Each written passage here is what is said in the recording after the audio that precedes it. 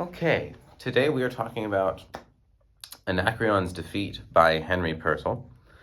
Um, Purcell was an English composer. Sorry, I'm going to try to stay in frame, but I might be out of frame a lot because I can't see the actual screen right now. I can only see the camera bit. But Purcell was an English composer. He was born in 1659, died in 1695. So he was all through the Baroque period. He was most known for his songs, although he did have some instrumental works that gained traction actually before some of his famous songs came through. He wrote some fantasias for string ensembles of viols and basses. His songs are his best known works, though. He had over 100 secular songs. He did compose for the court and the church, as well as just for stage and performance, although I believe his most well-known works are his artful works. And this, Anacreon's Defeat itself, is an art song of his. It was published posthumously, the Orpheus Britannicus, the second volume of that. Which was published in 1698, so only 3 years after his death. This was published along with several other songs, art songs that he had written. As with most art songs, we see some text painting throughout this piece. And the music and text serve each other. So we will see a lot of the stressed syllables in speech being placed on stressed beats, and a lot of text painting in the harmonies as well as actually also in the melodies. I'll talk about that more in a second. First off, I will show the score, but this is not here. I'll show it now. Make sure it shows it all. There we go. So this is Anacreon's Defeat here. It is not. This is not how the score would have been written by Purcell. This has been fleshed out a lot. The melody line wouldn't have looked like this. The melody line itself would have been a lot simpler. We would have had. We wouldn't have had so much ornamentation written in here. Like even these scales here, this wouldn't have been written in as a scale by Purcell himself. This is just modern editions putting in like common practice by performers. But when performed in Purcell's time, this piece, it would have been up to the performer to know what to do given the harmonics. Given the harmonic structure, it would be up to the performer to add in ornamentations and to create the line more. It also would have been written in ground bass in the bass line. It wouldn't have been fleshed out like this. And it probably wouldn't have been accompanied by a piano, but rather a harpsichord, or bass or lute, or possibly theorbo, which is a super long-necked lute with a lot of sympathetic strings that vibrate, in addition to the ones that are actually played. So there's 3 main lines in this piece. There's the bass line, there's the melody line, and then slightly less important, but is still there and is important, is the harmony. Okay, let's see. That's instrumentation. I'm making sure I hit everything I want to talk about here. Okay, so let's talk about the text of the piece. Put this back over here. So, Anacreon was a famous Greek lyric poet from around 500 AD. So, already by Purcell's time, he would have been a historical figure that was not legendary, but sort of a mythic figure, a figure of epic. That's what I'm looking for. But this piece is it is about Anacreon. It's called Anacreon's Defeat. It's kind of funny. We'll get to that. So the text is This poet sings the Trojan wars, another of the Theban jars, in rattling numbers, verse that dares. Whilst I, in soft and humble verse, my own captivities rehearse, I sing my own defeats, which are not the events of common war. No fleets at sea have vanquished me, nor brigadiers, nor cavalry, nor ranks and files of infantry. No, no, Anacreon still defies. No, Anacreon still defies all your artillery companies, save those encamped in killing eyes. Each dart his mistress shoots, he dies. Each dart his mistress shoots, he dies. So,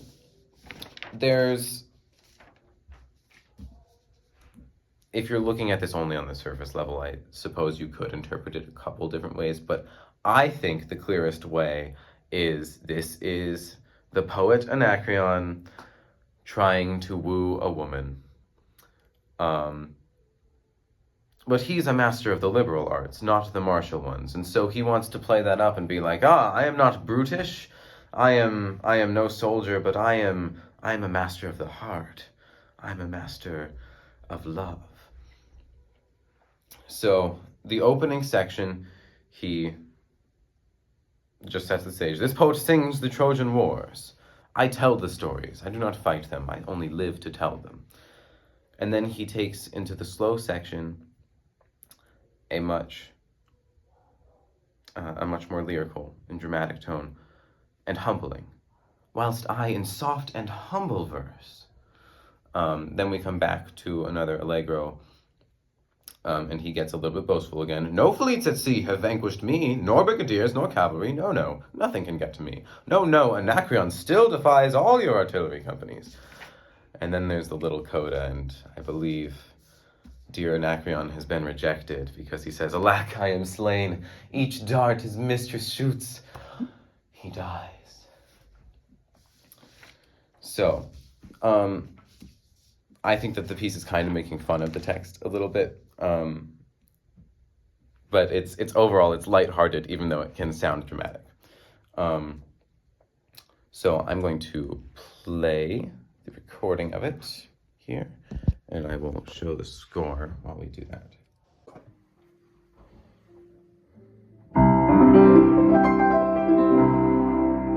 This poet sings the Trojan wars, another of the Theban jars, in rattling numbers, in rattling numbers, verse that does. This poet sings the Trojan wars, another of the Theban jars, in rattling numbers, in rattling numbers, verse that does. Whilst I in soft and humble verse, my own captivities rehearse, whilst I in soft and humble verse, my own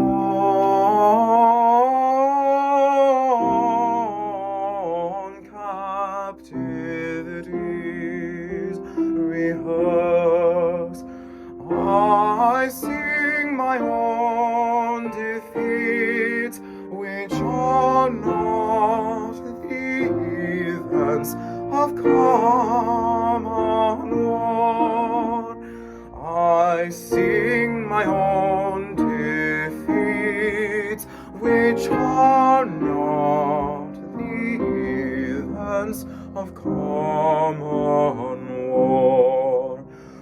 shall not the events of common war. No fleets at sea have vanquished me, nor brigadiers, nor cavalry, nor ranks and files of infantry. No fleets at sea have vanquished me, nor brigadiers, nor cavalry, nor ranks and files of infantry. No, no, no, no, no, no, no, no, no, no, no, no. Anacreon still defies all your artillery companies, save those encamped in killing eyes. No fleets at sea have vanquished me, nor brigadiers, nor cavalry, nor ranks and files of infantry. No fleets at sea have vanquished me, nor brigadiers, nor cavalry, nor ranks and files of infantry. No, no, no, no, no, no, no, no, no, no, no, no. Anacreon still defies all your artillery companies, save those encamped in killing eyes. Each dart his mistress shoots, he dies. Each dart his mistress shoots, he dies.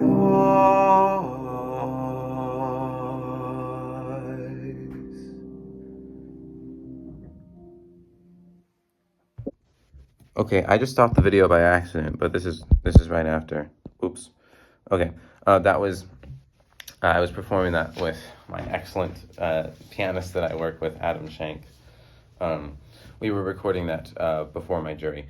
That does matter. I'll put that out in a second. I'll submit this as 3 videos then, that first one and this second part, since I accidentally stopped it in the middle of it, and then the actual performance. Okay, so let's talk about a couple characteristics of it now before we do some sectional and harmonic analysis. First off, the text painting in there. Almost always in this piece, I think it's very sing-song. This poet sings the Trojan wars. We have stressed syllables are falling on stressed beats. It's when he's saying sings, it's sings. Right? It's very song-like. Trojan wars. You have the melodic line following how you would speak it to. You'd say Trojan wars. So for the most part, that is what happens. But we do have some exceptions. I have to be careful about this now, I guess. Okay. Let's see here. Not the events of common war. This is not song-like at all. All those jumps, not the events of common war. Right? Those jumps are kind of a lot, and it can sound a little bit jarring. I interpret that as Anacreon is at this point saying, I'm going to prove my point. This is how awesome I am. Look at this vocal virtuosic stuff I can do, even though it's not terribly difficult to just do jumps like that. But perhaps Anacreon thinks it is, or thinks his potential lover will think that it is. And so he says, well, I'm going to do this so you can see how great I am. And then I also think it's interesting that this section gets a bit more martial. I mean, it's even marked Marcato. That makes sense since he's now talking specifically about the regiments that cannot touch him because he defies them. But this is the real fun one.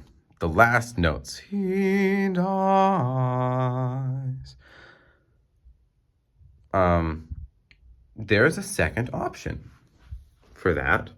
It's not written in the editions, but it's something that I have discovered that is really nice as an alternative that still works very well for servicing the text. It just does it in a slightly different way. So, as written, the last words are just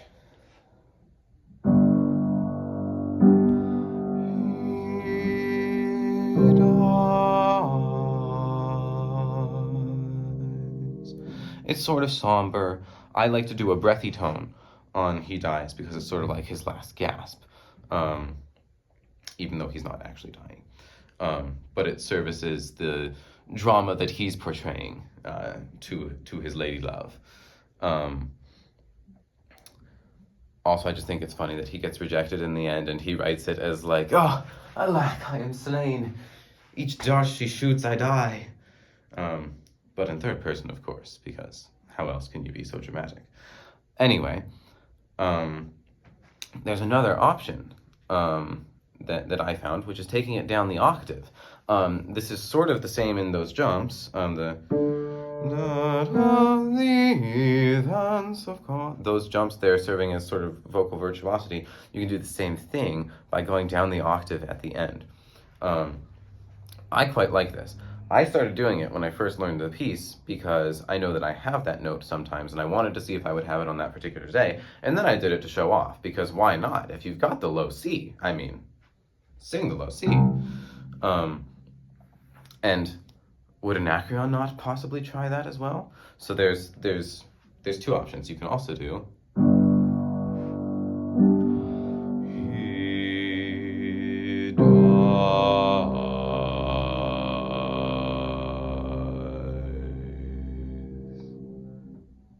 And then you can still go breathy at the end of that note. So you can make it strong to show, look how virtuosic I am, look how voice my low can go, haha, I'm amazing. And then you can still give it some breathy tone for the artistry of He Dies. I think that's fun. Okay, let's do some sectional and harmonic analysis. Ready. I have printed off separate pieces of paper for this, so I don't have to write in David's book, since he gave me his book to use for the semester for this piece. But here we go. Purcell makes it easy on us to find the sections. We just have different tempos and different tonalities. So it's very easy to mark this as A at the beginning. I realize I'm starting to sort of run low on time, so I'm going to speed through this a little bit more and not really talk about it as much, especially since this is kind of clear. We have a clear ending with that verse that does, and then changing to C minor, going to the parallel minor, and slowing down the tempo. That's our B section. It's pretty clear. Then we come to the end of it, and we stay in C minor, but we have a stylistic change. We go away from the lyrical stuff and into marcato and allegro. This is our C section here. And then it's not another section, but we do have a little coda here, so we can mark this as our coda. There we go. Okay, so we have this first section is in C major. The second section starts in C minor, and it ends in C minor, but it's going to modulate through a few places. And then the third section is in C minor, and the coda is also in C minor. So we do a sort of reverse Picardy third journey. From the start of the piece, we have C major, and then we just end minor.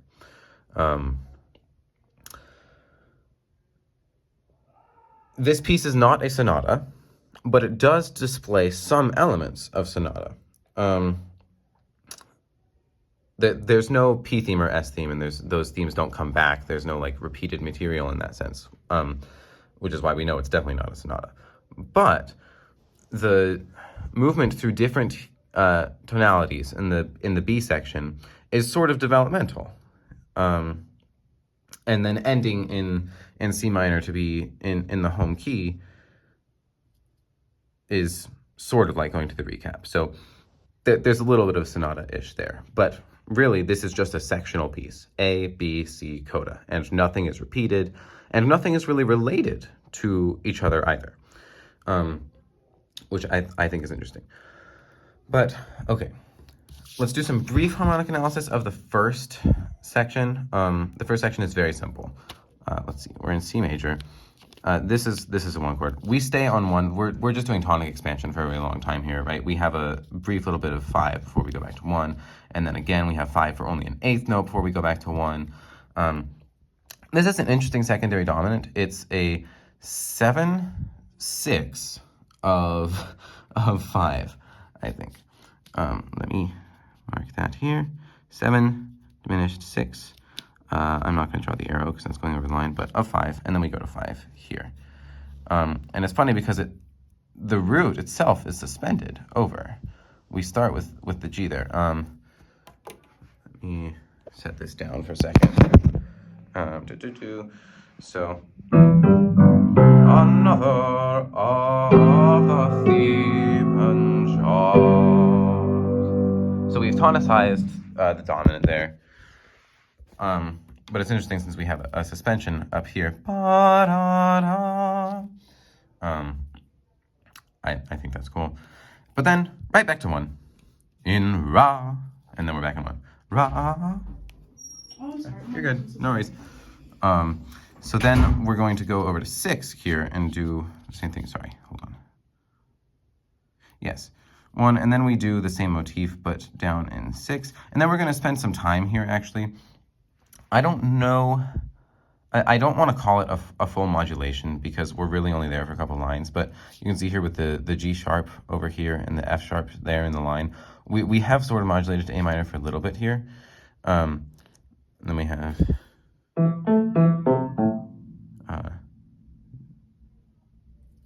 there, that's what this was.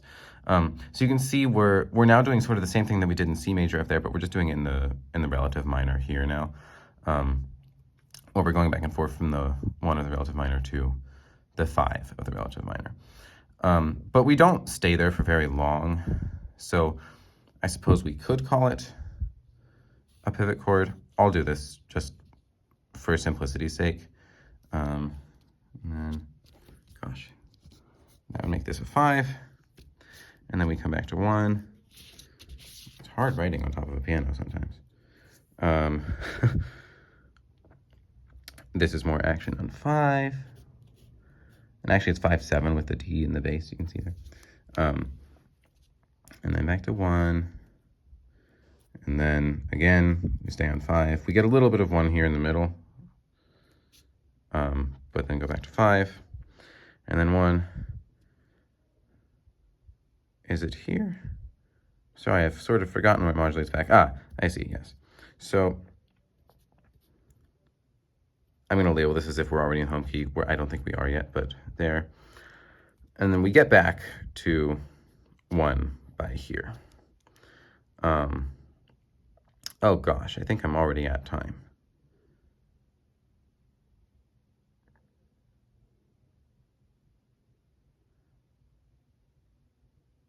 I'm trying to figure out how to do this quickly. Okay. Let's talk about one other feature that he uses in the harmony, which is that a lot of times when we have a harmonic shift, he's going to put the bass is going to step downwards to our new key. So we had up here for the tonicization, right, we come from above, that A going down to the G. And I'm going to skip over to the slow section because that's where we have most of our harmonic, like, interesting things happening. I can't believe I've run out of time. Oh dear. But here we're in C minor, so let's just mark that. It starts off simple enough. We have 1 there. Now it looks like we could do some like just normal harmonic analysis here and mark these as chords, but I don't think we should. Here's why. We have whilst dying soft and calm. I'm going to stop there because I think this is a sequence, and he's just using the sequence with a lament bass here to get to a half cadence right here in our home key of 1. So if you take out the words and ornamentation, it's just ah.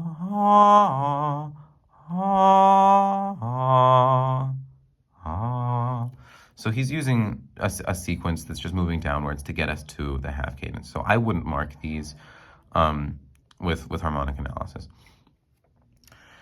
Then we move over here. We are going to this chord is a very interesting one. There's some other editions where this D in the right hand is not present, and that makes it a little clearer. But it's still sort of interesting, and I think the best way to explain it is just we have the bass and melody lines really working together, and then the harmony is sort of different, and it's sort of all acting as passing. We have some doubling of the melody here, of course, and then this sort of acts as a passing 6/4. As you can see here, it's a 1/6/4 chord with the G and the bass, but it works as a passing tone because we have from the bass an F through the G to get to the A flat. Because what we want right there is this is a 4/6 chord, right? It's F minor, but we have the A flat in the bass, so it's a 4/6 going down to a 5 chord there. So we have a Phrygian half cadence there. It sounds very nice. And then we're going to start modulating. So we have writing on a piano. Interesting.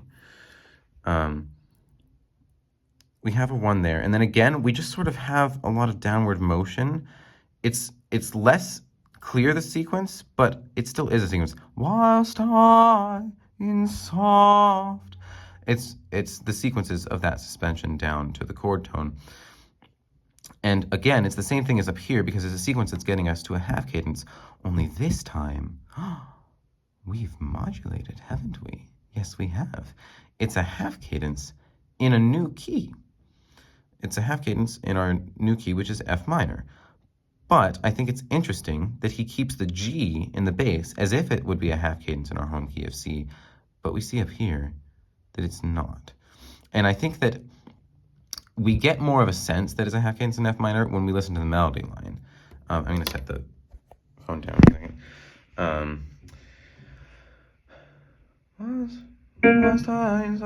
then we have, okay.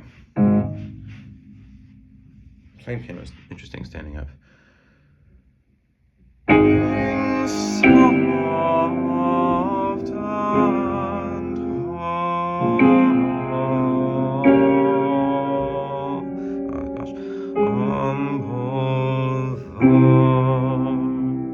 we're really trying to get there.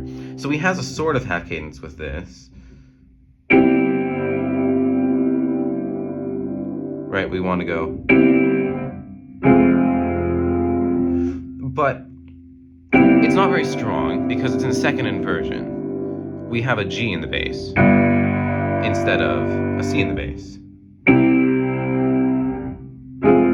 We have a G in the bass. So he's giving us more room to get, more material to get through before he gives us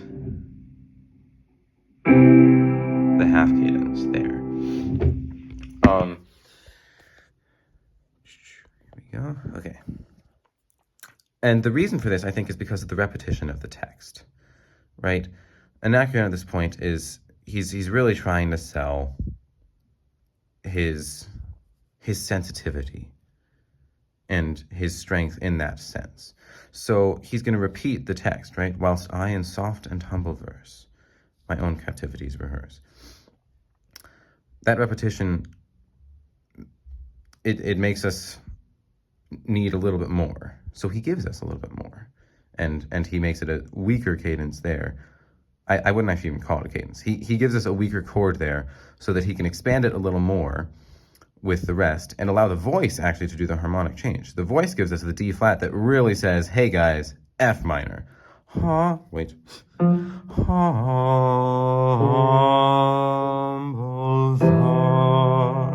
There's our half cadence. And then he just expands upon that. My own captivities rehearse.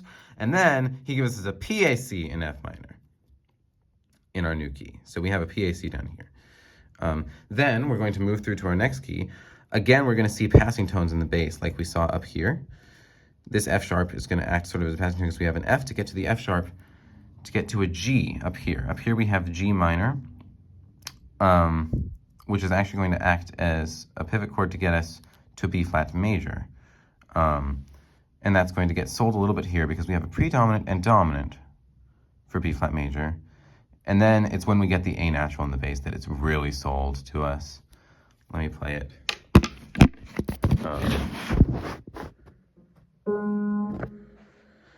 So we have, I'm just going to play the bass because I'm not quite good enough to do the other ones. I'll play the rest when I can. I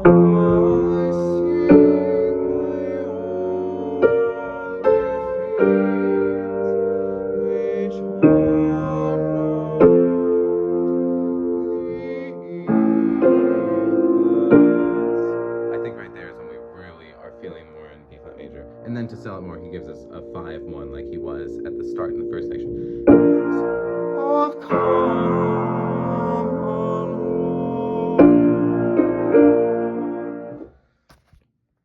But he provides us with some motion in the right hand here.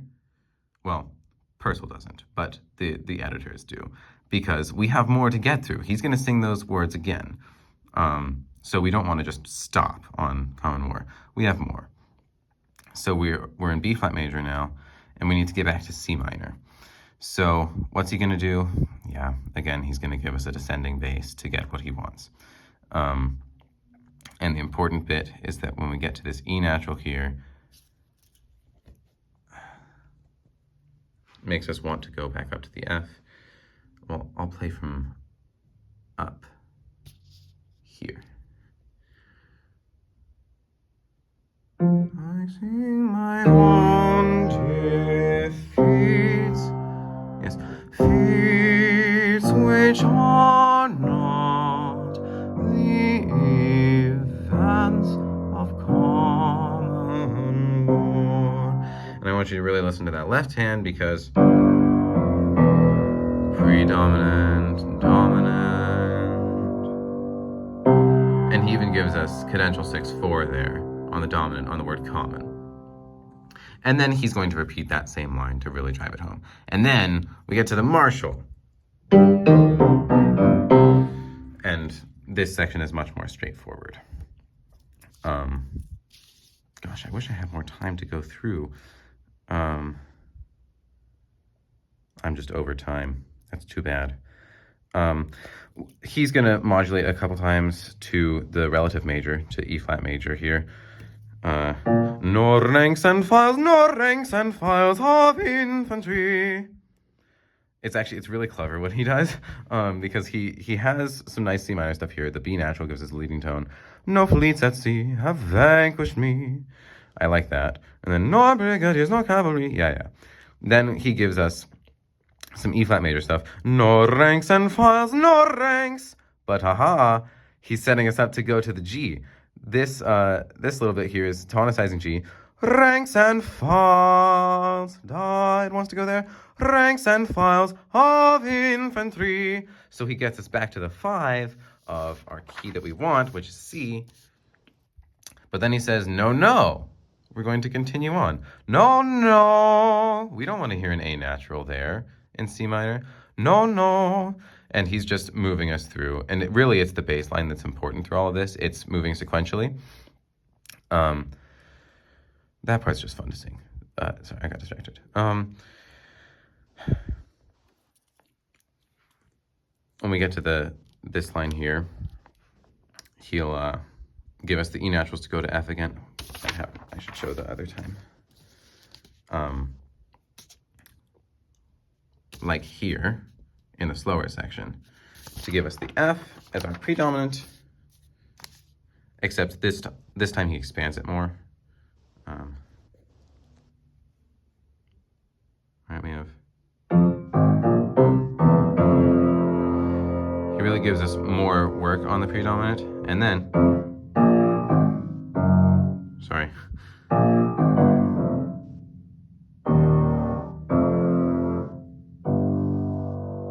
Our half cadence to get us into the coda. And the coda is working sequentially again, if you look in the right hand, with the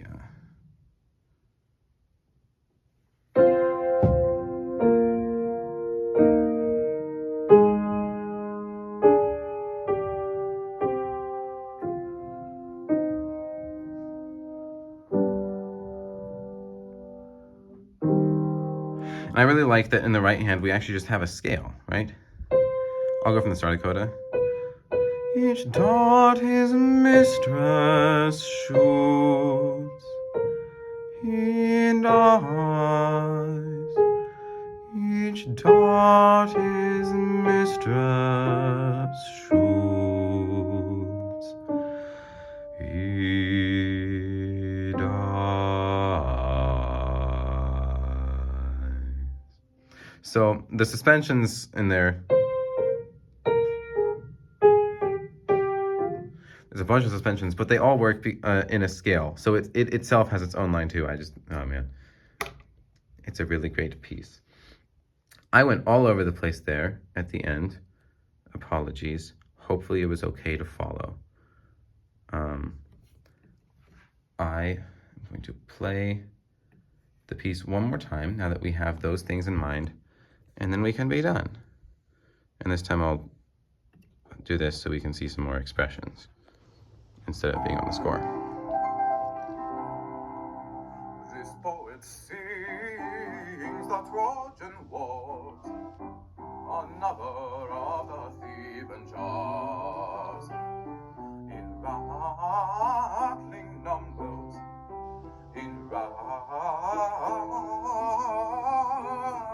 numbers, first the does. This poet sings the Trojan Wars, another of the Theban jars. In rattling numbers, in rattling numbers, verse that does. Whilst I in soft and humble verbs my own captivities rehearse, whilst I in soft and humble verbs my own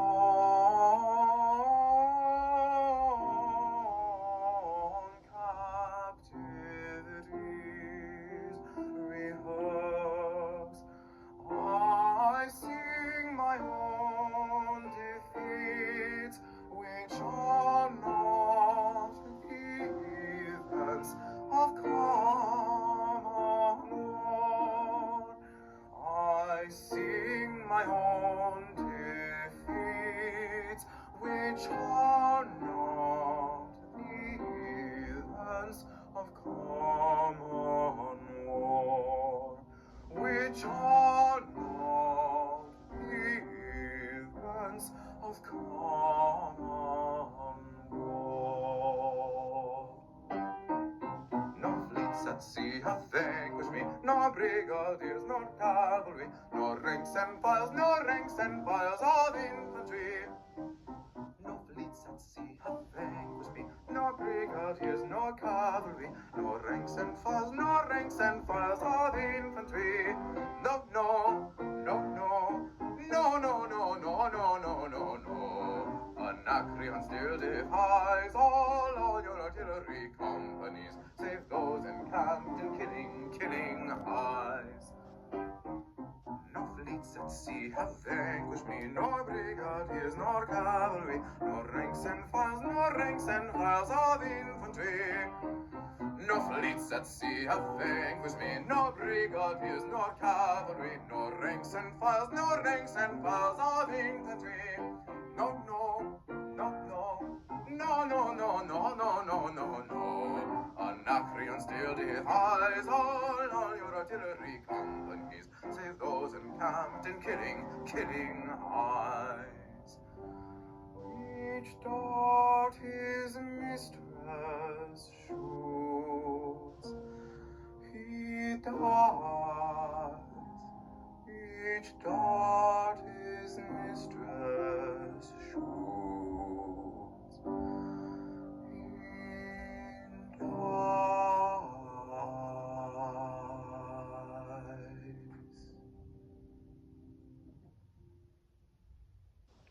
Okay, there we go. That is Anacreon's defeat. Thank you. And thank you to Adam, and thank you to David for all the work this semester. It's been awesome. And thank you, Dr. O. This class has been super fun. I really enjoyed it. Alrighty.